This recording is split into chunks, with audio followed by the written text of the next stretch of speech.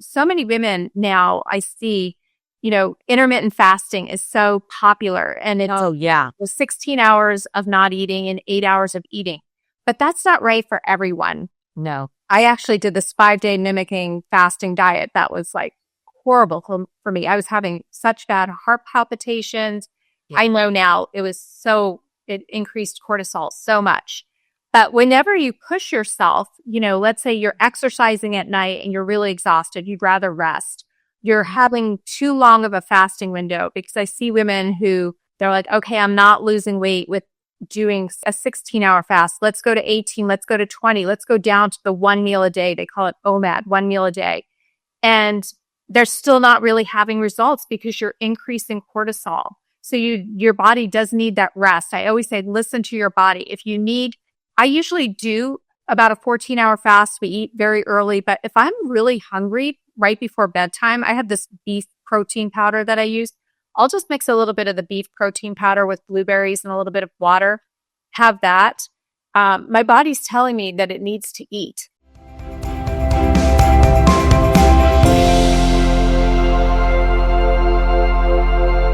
Welcome back to the Dana Grant Show, where I have someone in the house today that not only, we're talking everything women's health, but she's not only an expert in that, she's also a pharmacist.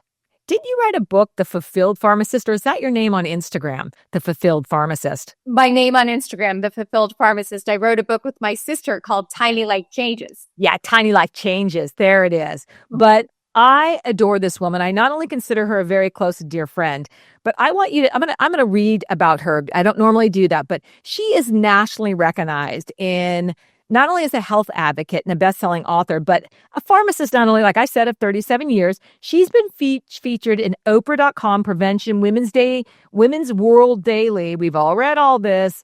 She's so passionate about empowering women.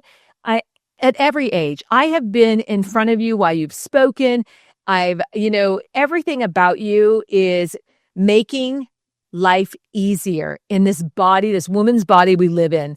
And you take the mystery out of it. You've taken this career of being a pharmacist and you've taken the mystery out of, I have so many aha moments following you on Instagram. I'm like, oh, gosh, Lisa, I didn't know that. I didn't know that either. What? I didn't know that. I am now, for the first time in my life, taking supplements every day, magnesium every day, D3. It's crazy how empowered I feel. Where before I'm overwhelmed. I don't think I can do it. And I used to believe that magnesium gave me a rash everywhere. Oh, and now you're good. So that's good. I'm glad to hear that. Now I'm good. Sleeping better, muscle cramps in my legs gone. Thanks to Lisa King. Lisa King, welcome to the Dana Grant Show. Lisa's in the house. Thank you for having me. And as you shared, we're friends. And I want your audience to know that you are just such a strong supporter of women and a girl's girl, so supportive of your friends. And I appreciate you so much. I appreciate you too. I love your energy. I love how you show up, your heart, all of it.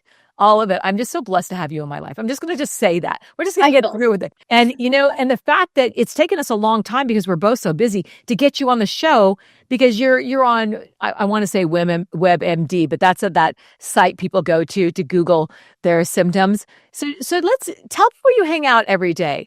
I know you're on national syndicates. You tape all over the place, giving out incredible advice. Well, I'm always on Instagram. That's where I hang out. I've just relaunched my YouTube channel, so I'm super excited about that. But I am the voice of Nation Health MD. It's a supplement company, and I do a lot online with them. This morning, I was on the Charlie Kirk show on Real America's Voice. So I love sharing that. All, just everywhere.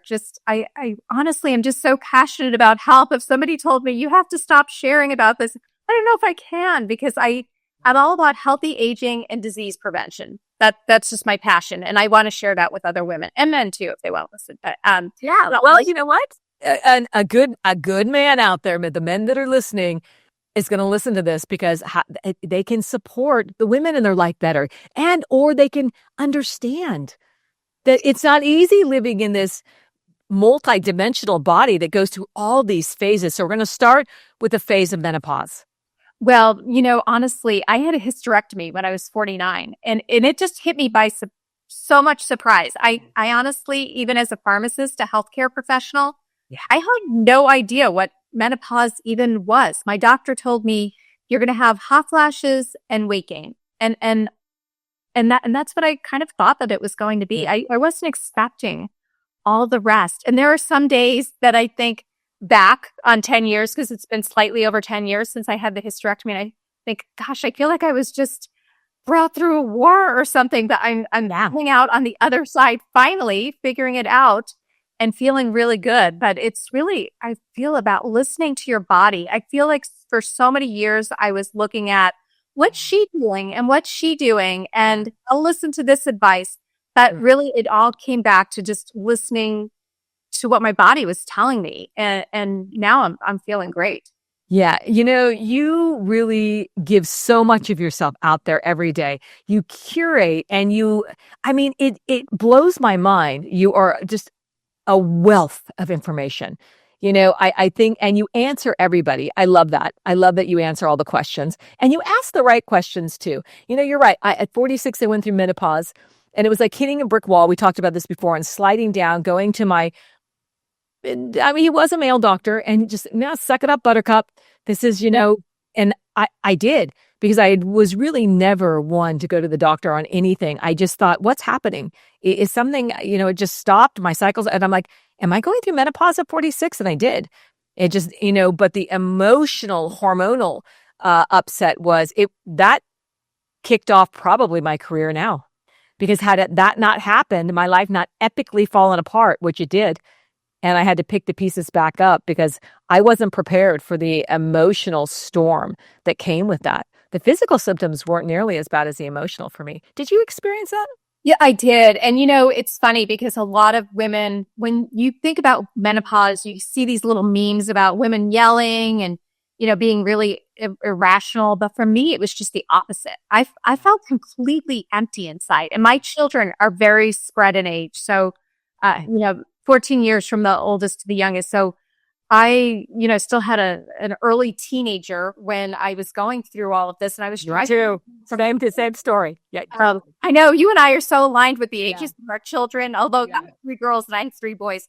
But I was driving home and looking out the window driving. And I was like, I literally feel nothing right now. I feel zero emotion. Like, I don't even know if I could feel happy if I wanted to. And I was the type of person before who would cry at parades. I mean, I would see a parade and I would cry because I was like, this brings me so much joy. I love parades. I love parades. Yeah. Honestly, I was talking to a lady the other day. And so menopause, I want to share, the average age is about 51. And so it's going through not having a cycle for 12 months. So many ladies will have that irrational cycle and then they'll be at the 10-month mark and then they'll get their period again and think, oh no, I have to start all over. But perimenopause can start about 10 years before that. So I was talking to a lady the other day and she was in her early 40s and she's like, all of my friends are saying you're too young to be experiencing this. So perimenopause where you can start experiencing those types of symptoms in the early 40s. And these are just average ages. So for some women, it's the late 30s. So you're not too young. And so even for all the ladies who are younger, I really feel like these conversations just open up like what to expect because, as I shared, I just thought, okay, hot flashes, weight gain. I had never had an issue with weight gain. So I just ignored that one. I was like, okay, she doesn't know who she's talking to. I'm not going to have any issues. I got this under control. I eat healthy. I take care of myself. I exercise. It's all good. Right. And that one blindsided me. Like, oh my gosh, I cannot believe this is actually happening. And it did. So I think just for women to be aware of this is so helpful. Yeah. I love that you said that it starts a decade earlier. Preparation. And you know what? The information that's out on women's health now and menopause and perimenopausal and postmenopause, I didn't have, which was what?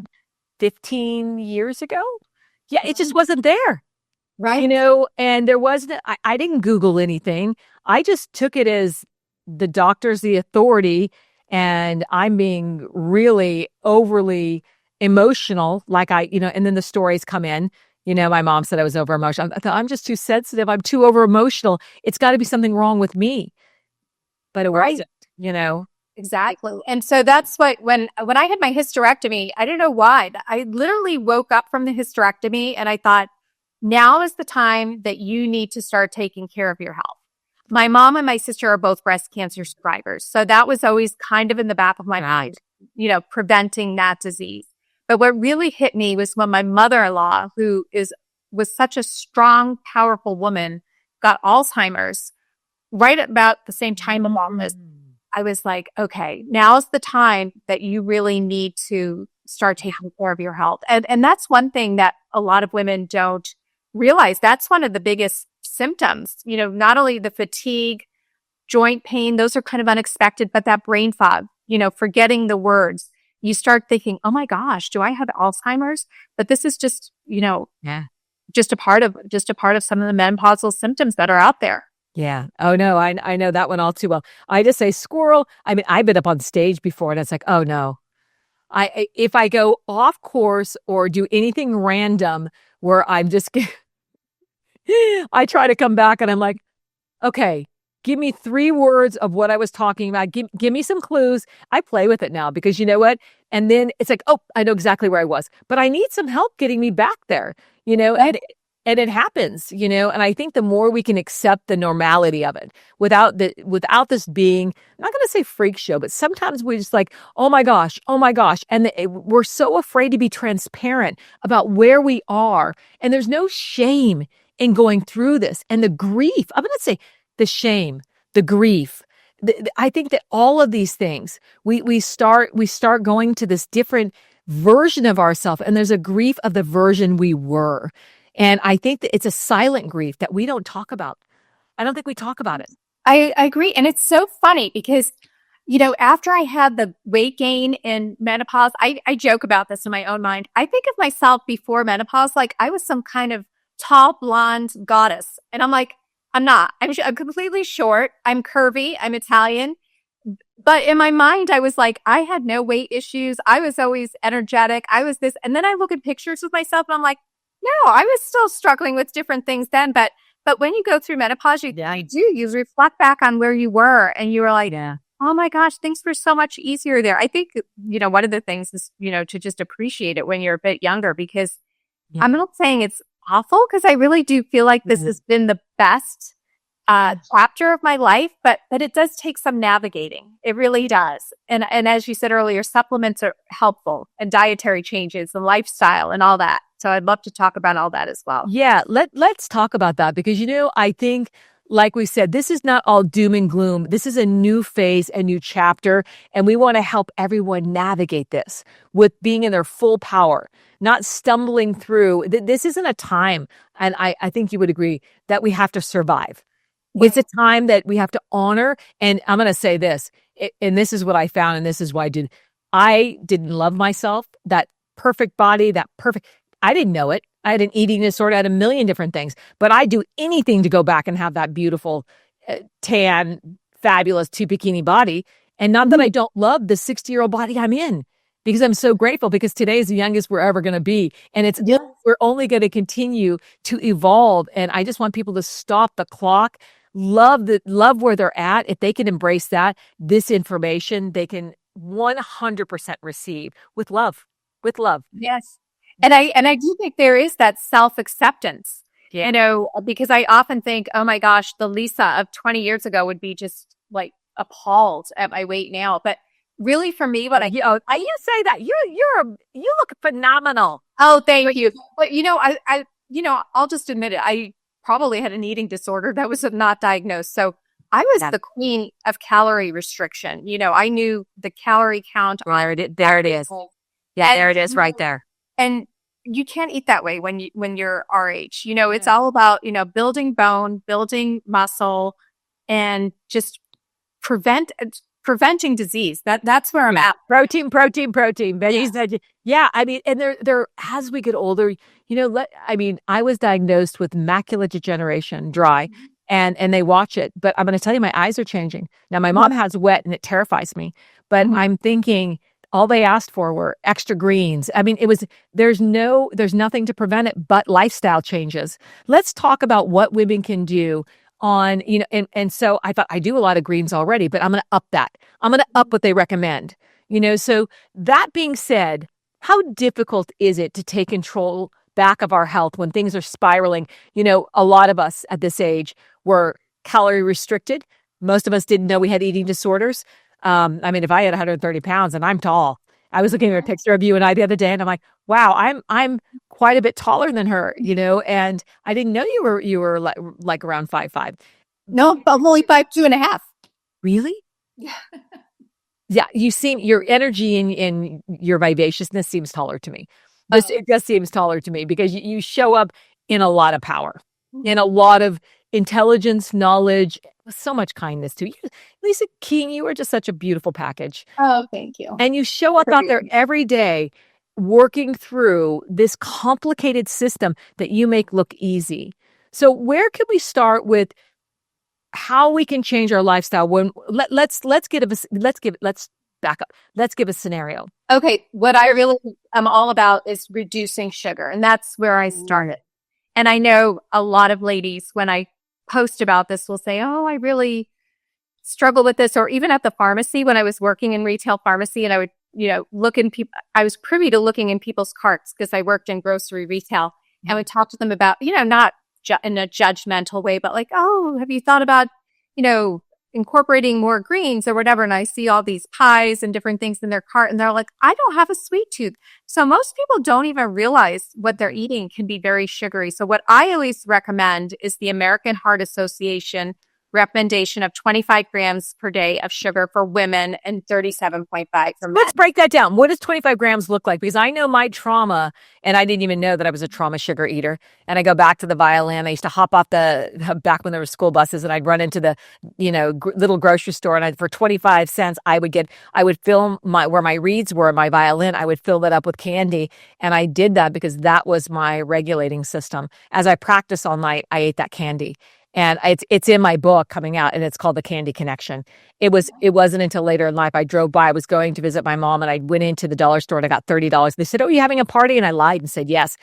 That candy was there whether I ate it or not, was there to support me. That sugar was there to support my regulating my nervous system.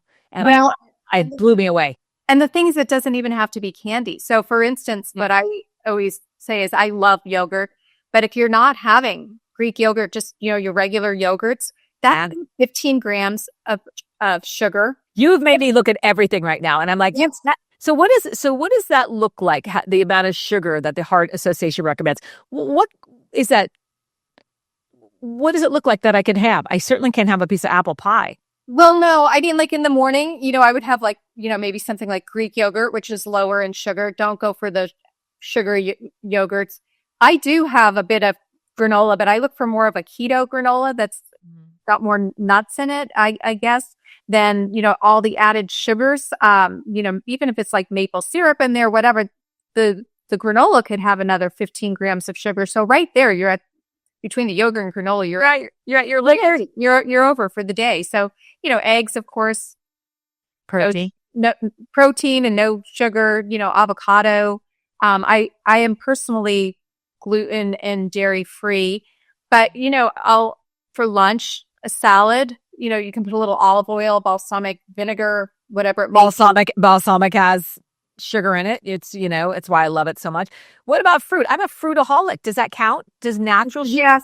I mean, I would really look at that, only because I've talked to even ladies, this is just another tangent, but who experience a lot of urinary tract infections. And fruit is a natural sugar where, bacteria can thrive with that sugar. So fruits that are lower in sugar are berries. So that's what usually blueberries. Yeah. Blueberries, raspberries. I love blueberries. Yeah. I'm a blueberry-aholic. I probably, a banana in a smoothie, go for like half the banana, not the full banana. So I like greenish bananas, which actually have less sugar. And in my reduction of losing a lot of weight from menopause, I started doing green apples. It makes a difference. Green apples have less sugar than red apples. So I got to know because I love fruit so much, watermelons, summertime, but I limit it now where I could sit down and eat a whole watermelon, a whole bag of oranges. I mean, I can get obsessive about fruit, and it's interesting because I think that might be a trauma response too. Yes. So, I mean, I honestly just say, look at reading labels. And honestly, when I knew that your palate will change very quickly, because I knew this when it was my husband's birthday and a friend had invited us, for dinner, and she served this cake that we love. And I took one bite of it and I thought, oh my gosh, this is too sweet. Yeah. And Yeah. I don't know if it's a good thing or a bad thing. And that just recently happened with my husband. We've been really looking at, what we're eating and staying on a really healthy trajectory. And we had this blueberry cobbler that we were going to split. But I was thinking it was going to mostly be blueberries with just a little oat topping. This topping was off the charts.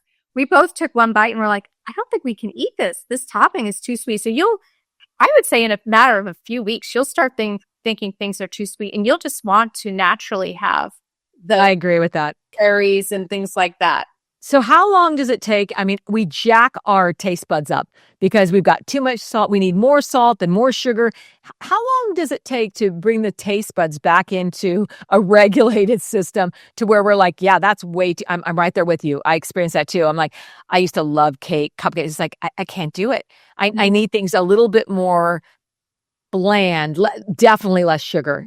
And so it's absolutely true. How long does it take to deactivate the taste buds? Well, scientifically, I don't know the exact, but I would say just within a few weeks. It's going to be quick because I know this for a fact with my husband. He's only been really looking at his sugar for, I'd say, about 2 to 3 weeks.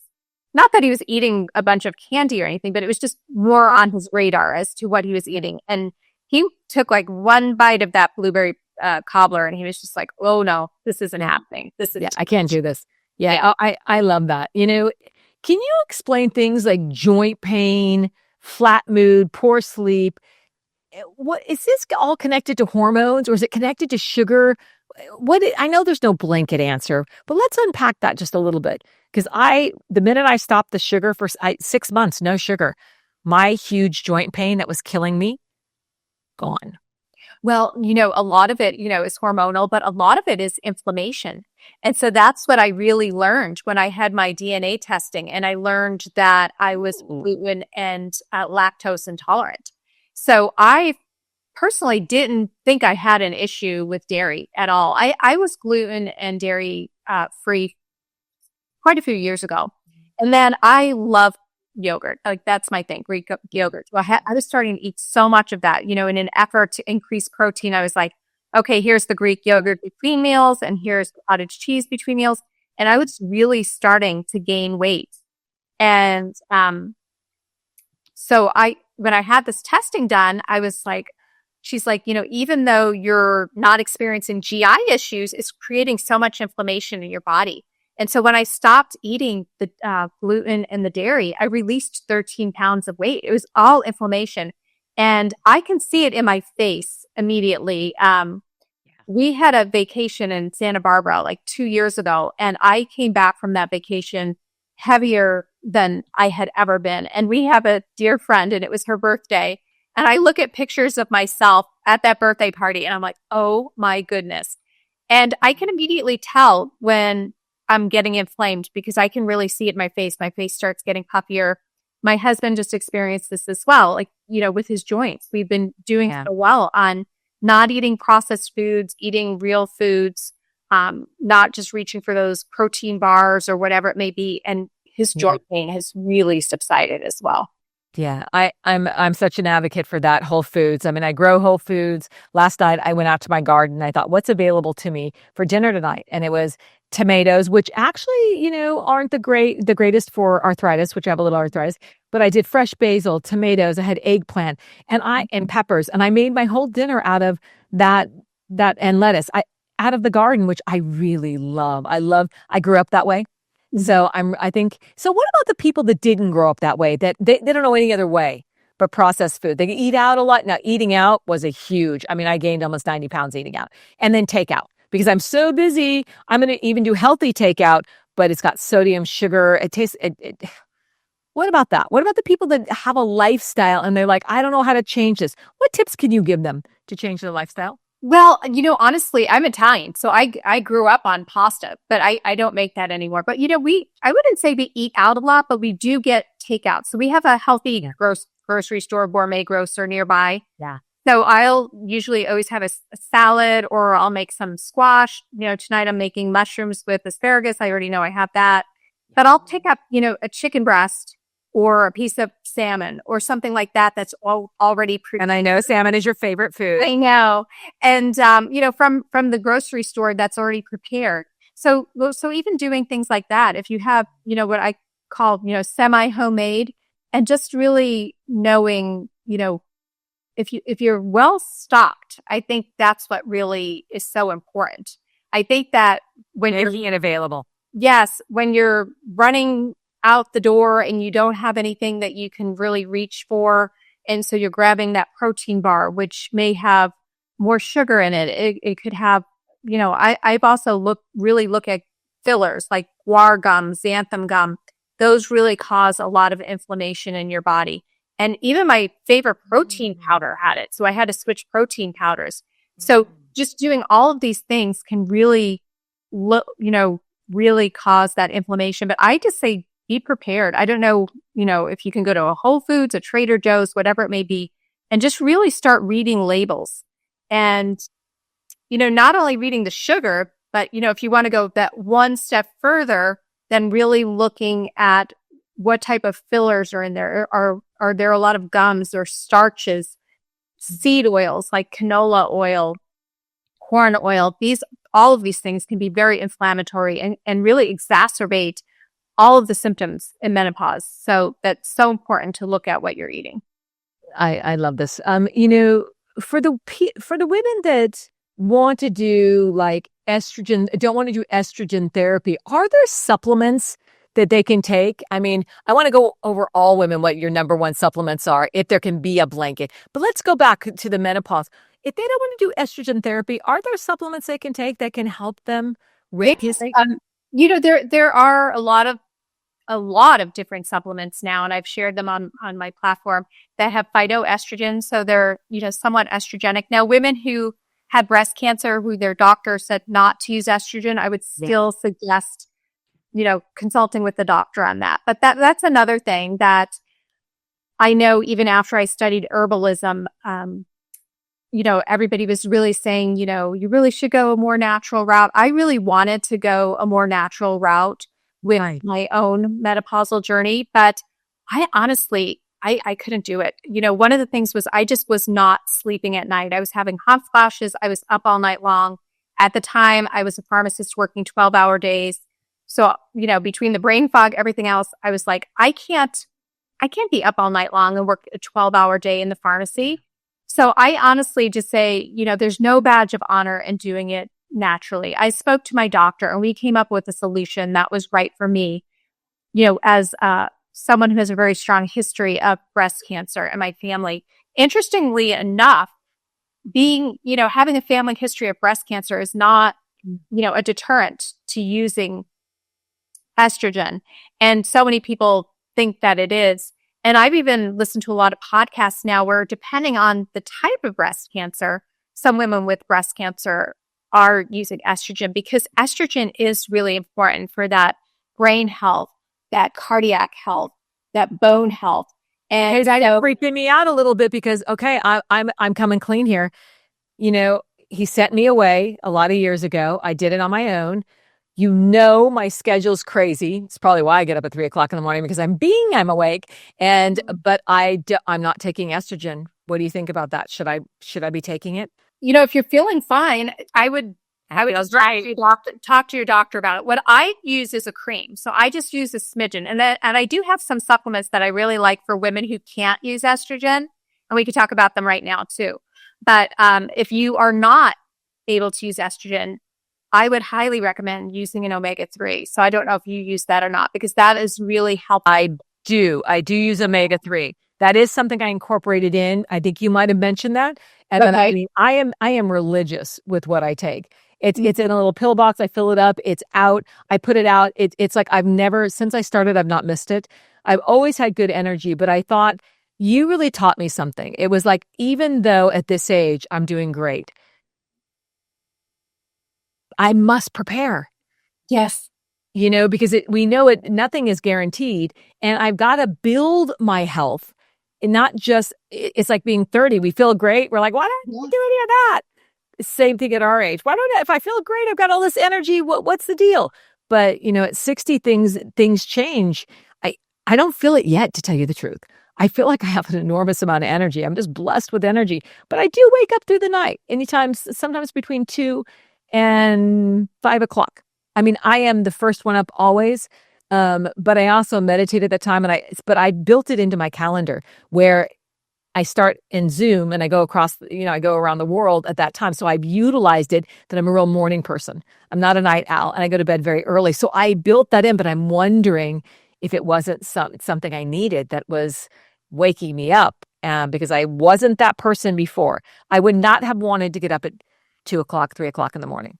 Well, Right. that I actually had shared about this, and it was funny. I just saw this video this morning. I shared on my Instagram that I had an interview with this lady who's a health coach.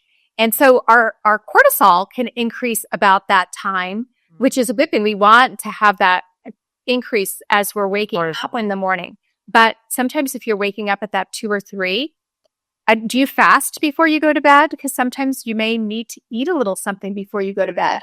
Nope. I'm pretty much throughout the day. I eat very light, a lot of protein, smoothies. I don't like to eat heavy, and it'll make me sleepy. But I tend to, the end of my day between 2 and 3, will sit. Even if I'm sitting here breathing, boom, I'm asleep. Maybe for 15 minutes, and then boom, I'm awake. And then I notice through the night, if I've showered or taken a bath, I love very hot baths with Epsom salt. I notice that boom, I'm asleep for 15 minutes. Boom, I'm awake. It's a very interesting cycle. I think my body's ready to go to bed. I'm fighting it because I don't want to go to bed that early, and I think living alone, that there's not a lot of stimulation or anyone to talk to, but I always go in and make protein for dinner. It's crazy. I have a full freezer of meals that I've prepped and prepared with proteins, and I could take them out and have them. So I'm not doing takeout. So I think preparation is key. And I think that what's really made it that I didn't think was available to me, because I've never done it, is now I have groceries delivered. Oh, yeah. No, isn't that so helpful? Well, I'm a control freak. I like to pick out my own eggplant. I mean, are they going to get the right eggplant? Are they going to pick out this? Do they look at the blueberries upside down? But there's an organic food store, and I have that, and it's made my life so much easier, because I do believe if it's here, like you said, my mushrooms and asparagus, I know it's for dinner because I've got it. Same thing. I've got it. It's there. But if it's not there, what am I going to do? Well, I would have ordered pizza from a really healthy place. I would have said, you know what? I'll go back to the story. I deserve that. I've worked so hard. That sounds good. And I'm just going to do it for tonight. I've never bought, I co-founded a cauliflower pizza crust. Yeah. It has 4 fresh ingredients. The one everyone loves is a Trader Joe's one. I said, it has sunflower oil in it.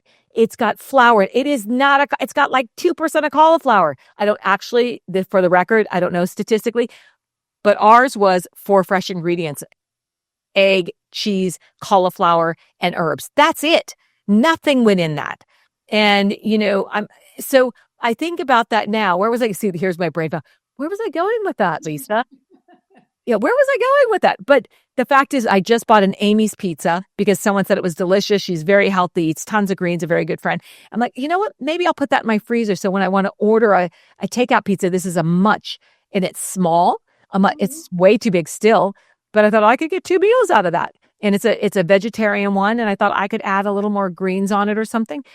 Some arugula, make it like a salad, but I haven't looked. I'm going to go look and see what's in that. But it's better than ordering the pizza I want to order, which I love the crust because it's a honey crust, and I'm sure it's like loaded. It's not even probably crust. It's probably just puffed sugar. Well, and honestly, it's all about making those tiny changes and those tiny choices. I really feel that it adds up.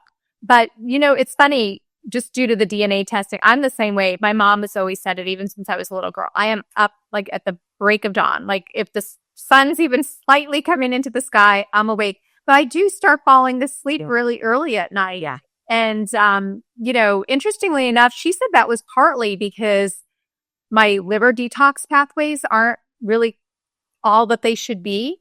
And so as my body is detoxing at night, it's like really like making me super tired. So I same thing, like start like kind of wanting to doze off at like 9:30. But what I wanted to talk about was, if you're waking up and you're having that increase in cortisol. So many women now I see, intermittent fasting is so popular, and it's Oh, yeah. 16 hours of not eating and 8 hours of eating. But that's not right for everyone. No. I actually did this 5-day mimicking fasting diet. That was like horrible for me. I was having such bad heart palpitations. Yeah. I know now it increased cortisol so much. But whenever you push yourself, let's say you're exercising at night and you're really exhausted, you'd rather rest. You're having too long of a fasting window, because I see women who they're like, okay, I'm not losing weight with doing a 16-hour fast. Let's go to 18. Let's go to 20. Let's go down to the 1 meal a day. They call it OMAD, 1 meal a day. And they're still not really having results because you're increasing cortisol. So your body does need that rest. I always say, listen to your body. I usually do about a 14-hour fast. We eat very early, but if I'm really hungry right before bedtime, I have this beef protein powder that I use. I'll just mix a little bit of the beef protein powder with blueberries and a little bit of water. Have that. My body's telling me that it needs to eat. And so Let's talk about that. Listening to the body. yeah. I do fast most of the day, and people are like, you need more, but you need to eat more in the daytime. I don't need it. And I'm not, it's not even about training not to be hungry. I do the protein shake mid-morning. Tons of water all day long. I'm a huge water advocate. And then I start adding in protein at the end of the day.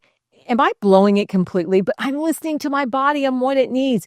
I tend to want sugar after I eat. That's where I'll do some watermelon or something. Not a sugar-free popsicle, those fudgesicles that are 100 calories, really low in sugar, just something. So sugar-free Jell-O, I really love, with sugar-free whipping cream by Land O'Lakes. I love, a little plug for them. That's really satisfying, but I like that. Is that telling me something about my system, or? Well, no, I feel the same way. I have a little bit of dark chocolate. So what I usually look at is, I'll do like a little bit of blueberries with like a little bit of coconut whipped cream, maybe, or just a little bit of the keto granola. I would take a look at those things like the Jell-O, things like that, because there's probably a lot of fillers in there, I'm assuming. Well, I usually make it myself. It's sugar-free Jell-O and just gelatin. But, it does unfortunately have dyes in it, which, I can be very sensitive to. I think, there's no right or wrong way to do it. But I think listening, and what I hear from you saying, is that we have to listen. We have to see when we're hungry. And, sometimes there are if I know that I fall asleep in the evening and I wake up and I want cheese, apples, and I am or caramel and I'm just like inhaling it, that is a preceptor to a migraine. Yeah. If I'm wanting to eat a lot at night and I just am like an elephant and I can't get enough in, it doesn't happen very often anymore, but I was a migraineur for years and I know you suffer from them. Yes. I can tell you my rhythm of eating changes, what my body, and it's always like, did I see any scotoma today? Do I have any light differences? But that will always let me know. I'll fall asleep and I'll wake up and I'll want apples, cheese, lots of dairy, tons of cheese. I mean, it's like, I can't even believe I'm going to eat that much, but I do. And I wipe it out pretty quickly and I'm like, uh-oh. And then I say, nope, not up. There's no up-oh here. No up-oh here. It's no uh-oh here. It's about, uh-oh, I listened. I did it. Now let's lean into it, get a good night's sleep, and let's visualize waking up well. And it usually works. Yes, because I know, a migraine headache is just. Yeah. But, it's interesting. I saw this post the other day with someone who's kind of a health coach, and she was in her post drinking a Diet Coke. And I had and it's funny because I follow another lady who leads a very healthy lifestyle, but will admit that she drinks Diet Coke. And so, we all have our things. And so I would personally never drink a Diet Coke, but some people may never have a little bit of chocolate right after. Well, the Diet Cokes for me, I would never do an artificial anything or a nitrate because I've had migraines. So I've years since I was 27. I just don't incorporate that in. There isn't any of that. That is part of my system that I would do. But I know you're right. A lot of women that do a lot of Diet Coke, and I'm just not a soda drinker. I'm an either iced tea or water, and I like black coffee a little bit, and everything in limitation. But you're right. There's sometimes when I go out, I love root beer with pizza. Sometimes a half a glass. Or when we were in San Diego, I'm like, I'm gonna have it was like I'm gonna have a 7-Up with tons of lime, and I squeezed all those lime and tons of ice, and I had an idea in my mind and it was delicious. I didn't finish it, but I loved the fact that we do have the freedom to do these things and to honor. But sometimes the treat can be extra special because we're like, it's like having creme brulee every day. It might not be special. And that's the thing, you have to really look at, party food is for parties, or, when you're saying everything in moderation, but is your moderation really,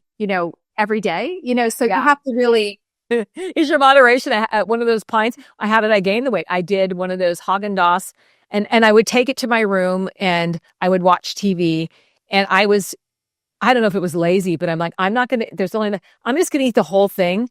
Mm-hmm. Because I don't want to get back up and put it in the freezer. I mean, I was going through something very, very deep and emotional, but that's how it showed up. And I look at the pictures now, my eyes were almost swollen shut every morning. I mean, my face was blown up. My hands were like stiff. I mean, it was, and I'm like, what's wrong? It's all day. Nope, it was sugar. But right. Sugar, I didn't even want it. It was just a habit. And I'm like, I better eat that because this is what you do. And time for the ice cream. So how can we break the programs and listen to our body? And how do we work through that bridge of I really think having that really strong why as to why you want to do it, I think is really so important, because I was the same way. I was what I called a nighttime nibbler. I would just start eating cookies at night. I didn't even know why. Yeah. But I knew that when my mother-in-law started developing Alzheimer's, that fasting and giving your brain a rest at night, not eating after dinner, at least 3 hours before bedtime, was a really great way to reduce amyloid protein, rejuvenate your cells. And so just thinking like, okay, do I really want this? And now if I do really want something, it's not going to be that cookie. It's going to be that little bit of the beef protein with the blueberries. So I really think having that strong why. And I've even had people ask, how do I know my supplements are really working? And sometimes, you don't really know. There really isn't a big transformation, like you're feeling more energy or this or that, but you just have to trust that this is working for you. And in the future, your future self will thank you. And so that what I had shared earlier, for women who can't use estrogen, going back to that. Yeah. The omega-3s, I think, are so important for brain health, cardiac health, the vitamin D3 for bone health. And then another thing, I know a lot of women will see really thinning hair. Their skin doesn't look as great. Collagen, I really like too. I do collagen every day because of you now. I never even considered I would be so devoted to this. And I'm like, my hair's great now, but what happens when, I mean, it just... You do have beautiful hair. My hair is very thin compared to what it was, even 6-7 years ago. I used to almost have to have my hair thinned. It was so thick. Because it's still pretty thick. Yeah, that's what my hairdresser always says. It's still pretty thick, but it was overly thick. It was very thick. And so I just think that incorporating, I think what's so very important is looking at sugar. If you're going to take that next step, looking at the fillers and trying to remove those processed foods, really eating the healthier choices like you suggested. I wish I could have a garden, but I'm in Arizona. I can't really even grow anything really. I bet if it was not hot, I wouldn't be growing it. But, moving our body, incorporating those weight-bearing exercises, sleep is so overlooked, but just so very important. I was just going to ask you, what is something practical? They don't have to go out and get a nutritionist. They don't, and you could find, the Fulfilled Pharmacist on, here's a plug because I'm going to tell you she's changed my life. Not only the friendship, but her information is so digestible. No pun intended. But let's give some tips like you were just doing. Let's back up and do it again on what they can do now. It's not going to cost anything. And there's no blow it. You can still honor, the next day is a new day. It's a new day. Yes. Yeah. Don't beat yourself up. Yes, that's the really great thing. Like, even if you have that cookie, whatever it is, you can start right over. That doesn't mean that you're going to have cookies every single day.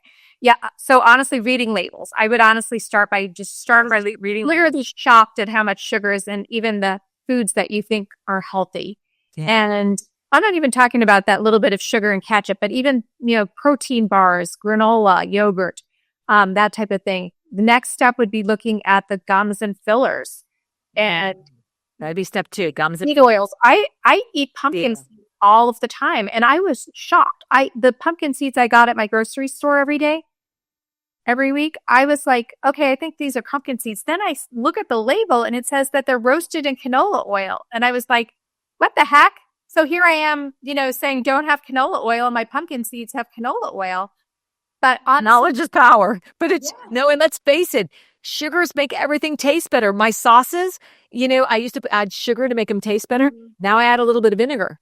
A little balsamic to, it's crazy. This is why we like it. And our taste buds get jacked up. Okay, I'm not going to interrupt. Go. That's the next one. Look at the oils. Yes. So that would be the dietary things. I would honestly say movement, whatever it is, weight bearing exercise. I'm not a big exercise girl. I was never athletic, anything like that, but I am, a weighted vest. Even if you're going to just continue with your walks, a weighted vest can be your best friend. Oh, so many women are using them now. Well, I'm using one now because she recommended it and I love it. Yes. It's amazing. When I take it off, I feel like Tinkerbell, like I'm flying. It's amazing. It's only 10 pounds that I'm carrying, but it's changing everything. It's my core. And you recommended it. Yeah. And sleep, honestly, if you're tired, go to sleep. I would see this all the time. I use a device, or had used a device called a Lumen, where you breathe in and it measures your metabolism. So I'm the type of person like, okay, if I say I'm going to do 10,000 steps, even if I'm exhausted at night, I'm going to do those extra 10,000. And I would go from fat burn into carb burn. So it was really, my body was producing that cortisol again. And as we talked about earlier, the longer fasting periods may not really be right for you. I highly recommend the DNA testing.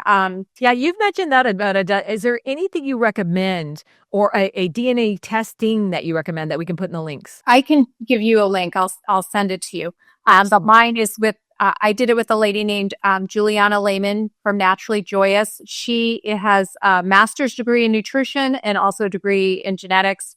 So it was life-changing because honestly, as I shared earlier, I was always good at losing weight. And people were telling me like, oh, you're probably nibbling too much. You're not eating enough. You're eating too much. You're not exercising hard enough.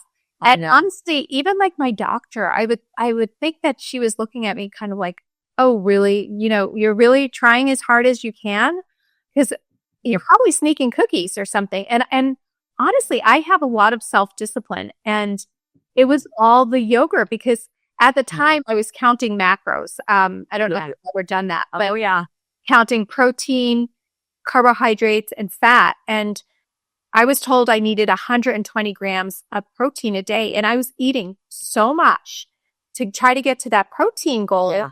And I knew I was overeating. I knew it. I was like, okay, this is what they told me to do. But I'm doing it. I heard that it's the average woman diets a minimum of 25 times. Up to 50 times in our lifetime. We try programs and this and that. And I want to say that I think you listen and I love that you incorporate things. And you're like, this works, this doesn't. This works, this doesn't.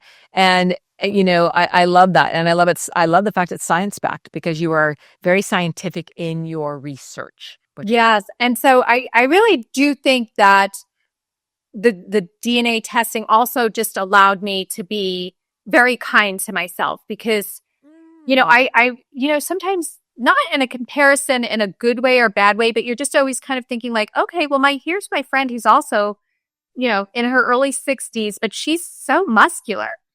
And why can't I gain muscle? I feel like I'm doing everything right. And I learned, just because I'm very estrogenic, I'm very curvy.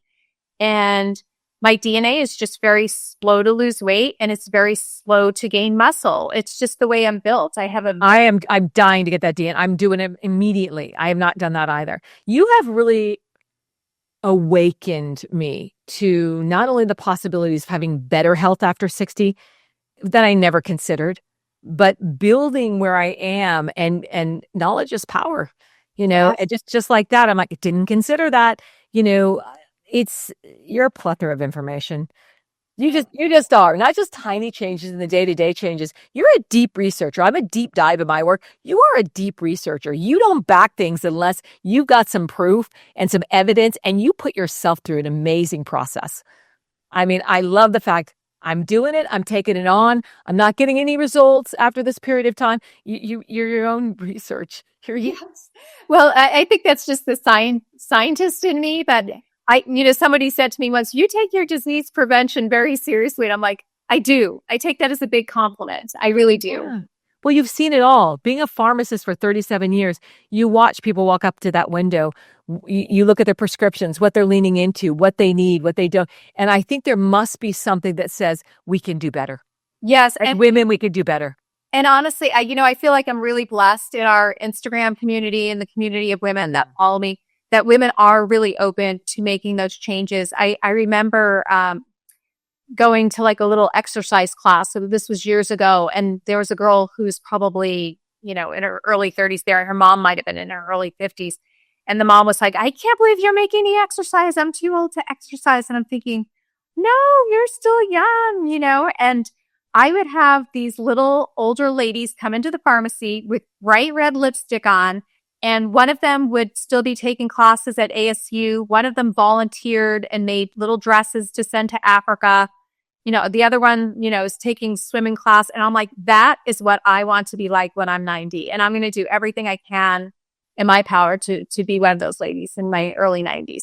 What is it? I love that. What does it take to get ourselves from maybe a complacent position where, I grew up so organic and so there just wasn't a lot incorporated in. I think my mindset, and I think for years I starved myself because I just couldn't get over this weight. And then it just, boom, and then it started doing this. And now I'm in this steady place. Is there any blanket statements you can offer that can maybe, let me rephrase the question, that help women to be more compassionate? There was something you say. What does it mean to age well with compassion? What does that mean? Honestly, I just think being kind to yourself, listening to your body and giving yourself grace. And it's those tiny changes, taking it one step and one day at a time. I didn't do all of this at once. This is, as I shared, been a 10-year journey. And I just keep incorporating different things and learning different things. And this is a stage of life where we honestly don't have children to rear anymore. Maybe we do have older parents. There's a lot of different things going on, but this is really a time where we can concentrate on ourselves and take care of ourselves. So I feel like that's something that really can be celebrated and, just make the most of this chapter of life. Yeah. Well, let's face it. There are a lot of women that need this because your community is thriving. Yes. I watch the interactions. I watch the information, the hunger, the questions. And it lights me up because I learn something all the time. And I don't try everything, but I'm like, I'm going to try that. I'm going to do that. And I think I listen to my body, and usually energetically, things will light me up. It'll be like, oh, I like that. Let's take that on. You can do that one thing today. Let's add that on instead of taking it all on, which the pendulum does swing like that for women. We want to do it all. We want to fix it now. Let's fix all these years of not doing it right. And I love the fact that you really stress, be kind, be compassionate to your body. And do they need to focus on an end goal, or do they need a blueprint, or can they just, I'm not going to say muddle through, but how can they gather what they need and meet themselves? Because we're all at different places where they're at. There's no one way fits all here. No, honestly, I just started listening to different podcasts, speak to your doctor. I think, as we said, do what's right for you. I like the science nerdy girl type of podcast that's going to really share health information. if there's a lady who just is sharing healthy recipes, new vegetable recipes that you can incorporate with your chicken, follow her. Do what works for you, but just make one change. I just think to yourself, what is one thing that we can do today? Maybe drink more water, maybe take an extra 2,000 steps, not an extra 10,000 steps, and just keep adding on. And then honestly, I really truly feel that you get that inner confidence. I really feel that when you're taking care of your health, you just start feeling more vibrant. You start feeling more confident. And so that leads to other things. That may mean, taking a new class, meeting new people, starting a new business. And it all started with the glass of water. But I honestly, truly believe that. I absolutely believe that. It just adds to that empowerment. I also believe in the community of women coming together because there's so much information out there. I mean, you've changed my life just in your community. I mean, I seek it out because you're a researcher and you're constantly sharing new things. I'm not going to use it all, but I'm always intrigued by it. And everything speaks to so many. So I love that. Do you have a favorite podcast or is it just seek out something and listen to something, and if it vibes and you Well, I'll give a shout out to Dr. Stephanie Estima, her Better podcast, very science based. It may not be for everyone, and she'll always admit the same thing, that she's like a nerdy science girl, but I love that. Like, the more science in there, the better. So I will give that a little bit of a shout out right there. I love that. Everybody, where can they find you? Where's your hub? Where's your hangout? Where are you going to? I mean, I know, but and what's coming up for you? I know you speak. I know you're on shows. Let's give them the view of where they can find you in this information. Well, mostly find me on Instagram at The Fulfilled Pharmacist. I just rehauled my website, thefulfilledpharmacist.com, where I also have a free gift, a 7-day reset to feel lighter, clearer, and more grounded in 7 days. And it's just what we talked about. I'm not going to tell you exactly what to do. You're going to just tune into your own body and, okay, I just ate this. How do I feel?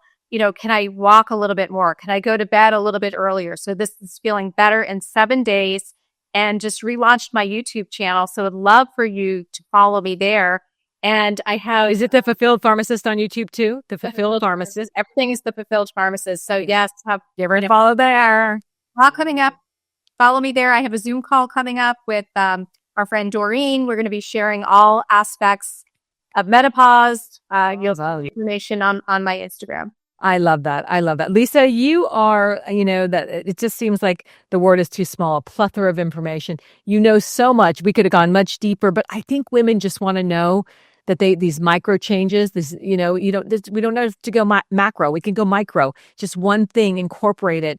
And that's what I've done. I mean, I am living proof that incorporating those things, I had muscle cramps that were waking me up so bad in my legs at night. They were actually twisting and my foot was twisting. And I thought, I'm drinking plenty of water. I mean, what's going on? And it was the magnesium that I started taking.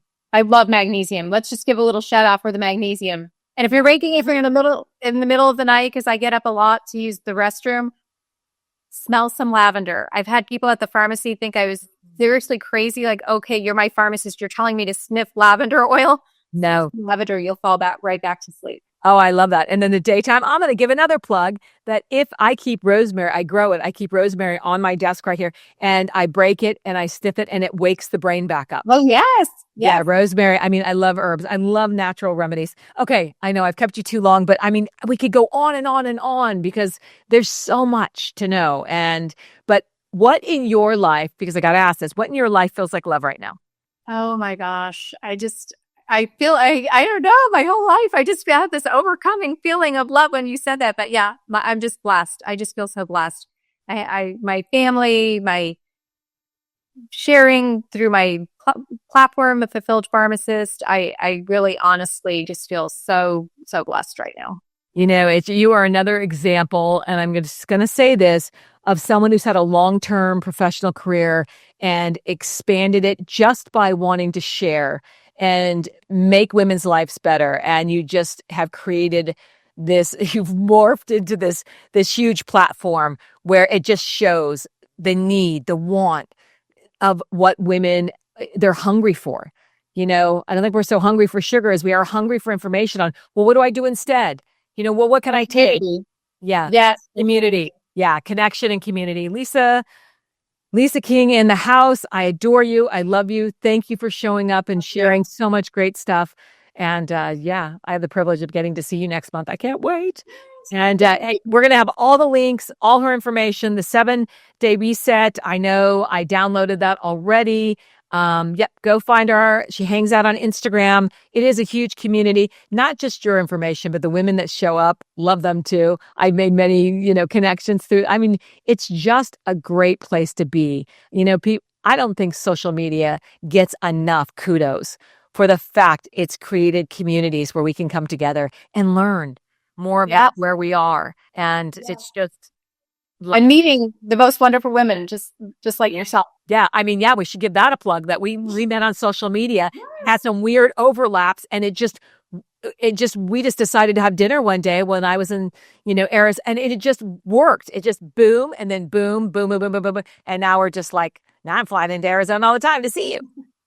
I'm glad you are. I adore you. All right. Lisa King in the house. Go find her, the Fulfilled Pharmacist. Thank you for showing up today and just sharing so much information. I appreciate you. Bye for now, everyone.